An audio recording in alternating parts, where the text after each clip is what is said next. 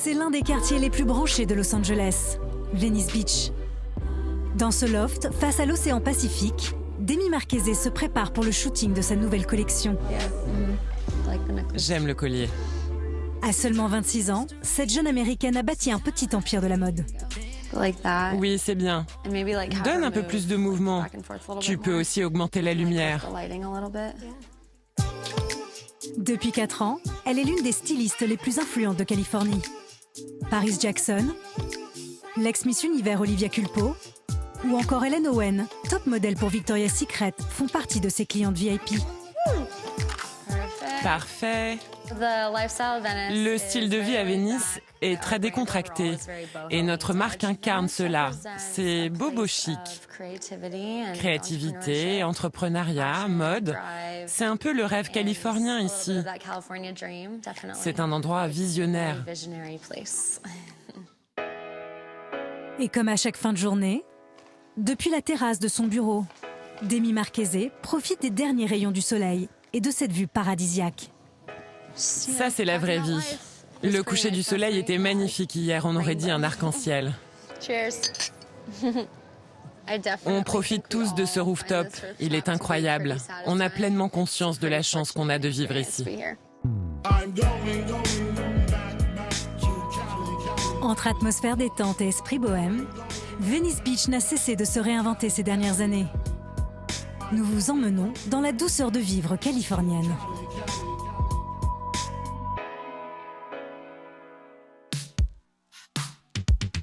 Venice Beach est connue pour ses skaters, son street art et ses bodybuilders.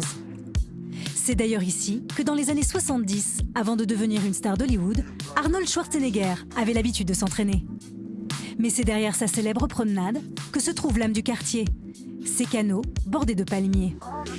Ce lieu insolite est l'endroit préféré de Brandon Barnett, 33 ans, journaliste. Ici, c'est le cœur de Venise. On est avec les gens les plus cool du quartier. On est samedi, on est en novembre. Que dire de plus? C'est incroyable. Ce matin-là, Brandon et ses amis se promènent le long des canaux sur cette drôle d'embarcation. C'est juste une barge qu'on a aménagée avec des bidons. C'est parfait. Brandon Barnett habite le quartier depuis 11 ans et y organise des visites tous les week-ends afin de partager l'histoire de Venice Beach. Comme ce matin-là, avec 3 jeunes entrepreneurs récemment installés. Salut Brandon, moi c'est Eric. Bienvenue, on va bien s'amuser aujourd'hui. Bonjour, je m'appelle Kai. Content de vous rencontrer. On dit souvent que Venise est le quartier le plus atypique de Los Angeles. Nous sommes à l'endroit même où l'esprit d'Abbott Kinney est encore perceptible. C'était un entrepreneur de la même trempe que le PDG de Snapchat, Evan Spiegel, ou comme vous trois, un homme qui est arrivé ici avec l'ambition de changer le monde. Ce quartier, c'est à lui qu'on le doit, Abbott Kinney. À la fin du 19e siècle, ce riche homme d'affaires américain, fou amoureux de Venise en Italie, décide de creuser des canaux dans ce qui n'est alors qu'un vaste marais. Après 16 ans de travaux, son rêve devient réalité. Il baptise alors le lieu la Petite Venise d'Amérique. Tout le monde venait passer ses vacances ici, c'était un lieu très vivant. Il y avait des fêtes, des dîners, on voyait même des gens habillés avec des tenues victoriennes. D'ailleurs, beaucoup trop chaudes pour le climat californien. C'est ici qu'habitent de nombreuses stars comme Julia Roberts, Pink ou Nicolas Cage. Un lieu magique, hors du temps, qui enchante ses nouveaux habitants. Ici, on a l'impression d'être dans un monde à part. Ça ressemble un peu à l'Italie. Il y a les bateaux, l'eau, la nature, mais la ville est juste à côté. Et ça n'a pas de prix. Vraiment pas de prix. Pourtant ici, la moindre maison s'arrache à plus de 5 millions de dollars. Autre spécificité du quartier, la voiture y est interdite. On ne s'y déplace qu'à pied ou en 2 roues, mais pas n'importe lesquelles. Jimmy Stanley, 33 ans, a tout misé sur le vélo.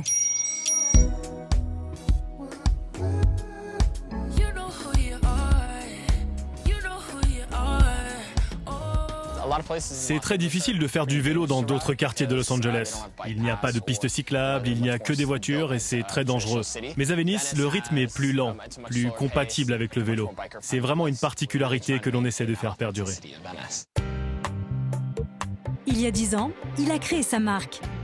Des vélos design aux couleurs pop, mais accessibles, entre 275 et 360 $. Le vélo est le meilleur accessoire de mode. C'est aussi le meilleur moyen de se déplacer. Notre mission, c'est de faire en sorte que nos clients soient les plus stylés possibles. On leur propose une trentaine de couleurs. Et voici notre atelier avec notre collection spéciale marque. On a collaboré avec Beats by Dre, Nike, Coca-Cola et même Casamigos, la marque de tequila de George Clooney. On l'a même aperçu à vélo dans les environs de Malibu.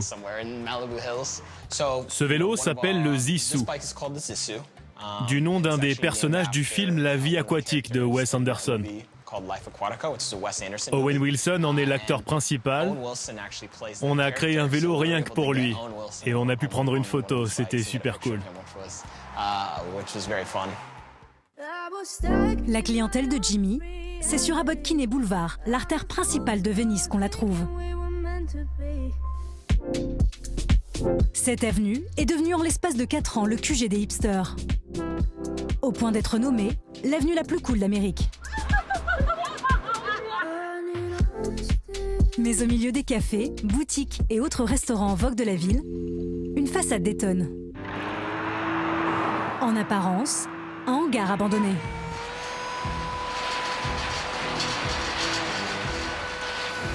Okay, open for business another day. Bob et son frère Mark sont les propriétaires de ce garage familial créé dans les années 30. Encore un peu. Voilà, c'est bien. Un décor vintage qui a séduit Hollywood.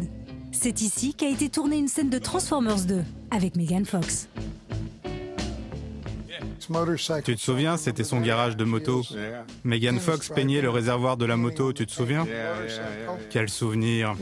On a de belles photos. Hein. Même leur voiture vintage a eu droit à sa minute de gloire.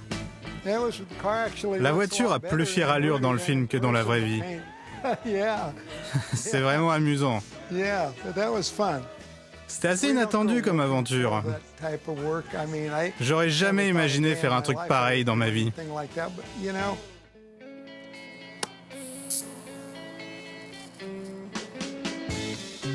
À plus de 70 ans, Bob et Mark sont la mémoire de Venice Beach. C'était en 1934. Et vous vous rendez compte? Le prix de l'essence était à 16 centimes.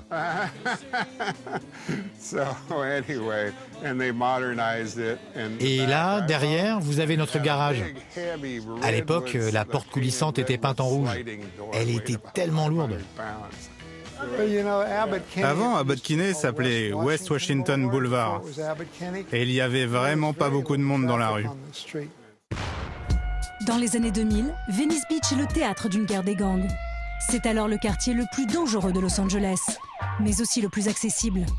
Attiré par des loyers bien en dessous du marché, des géants du net comme Snapchat ou Google s'y sont installés. On résiste malgré le prix du loyer. Mon Dieu. Heureusement que Bob et moi sommes propriétaires de ce garage. Sinon, on ne serait plus là. On continue de dire qu'on va prendre notre retraite, mais on est toujours là. Leurs voisins aujourd'hui sont des entrepreneurs et des artistes fortunés qui construisent des maisons ultra design. Et la plus célèbre d'entre elles, la voilà. Si l'extérieur ressemble à un bunker, cela n'est qu'une illusion. Lorsqu'on franchit le seuil, on y découvre une petite oasis. Une maison atypique à l'image du personnage qui l'habite.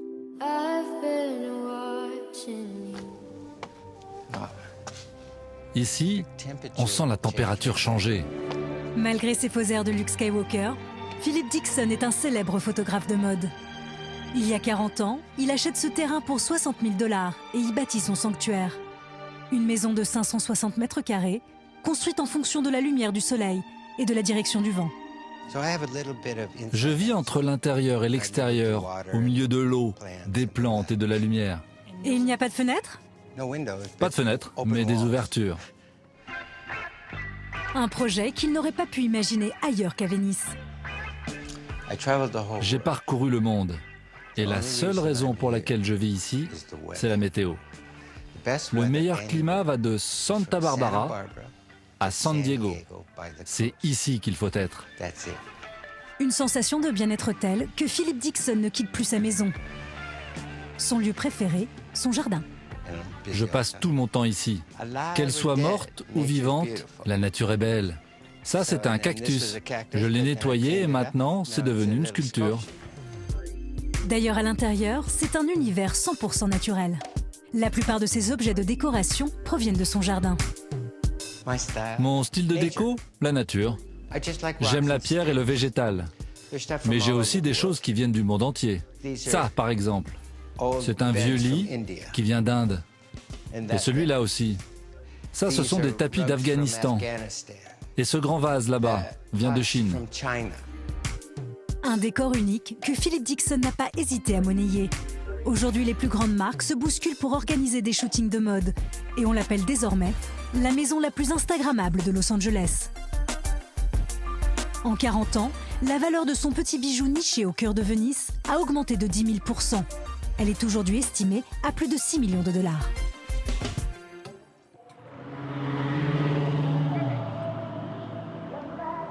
Le soleil se couche sur Abbot Kinney Boulevard. Comme chaque samedi soir, c'est l'effervescence. Ici, pas de club, mais des événements qui animent le quartier. Je dois encore installer le projecteur et faire en sorte d'éteindre ces lumières. Avec son look déjanté, Trevor Sims est aux commandes d'un festival de films qu'il a créé l'année dernière. Il compte bien faire de cette avenue branchée le nouveau repère des artistes et du cinéma. Hollywood, c'est du béton et des immeubles. Il y a des montagnes, certes, mais ici, il y a tellement plus d'espace. Et quand il y a de l'espace, il y a de la créativité. Venise est fait pour les artistes. Ici, il y a vraiment des bonnes ondes. On se sent cool, ça bouge, et on est connecté avec tous ces artistes. Ce soir-là, il présente une centaine de courts-métrages et il a tout prévu. Ah, j'oubliais. Bien sûr du popcorn. C'est enfin l'heure, loin des paillettes d'Hollywood.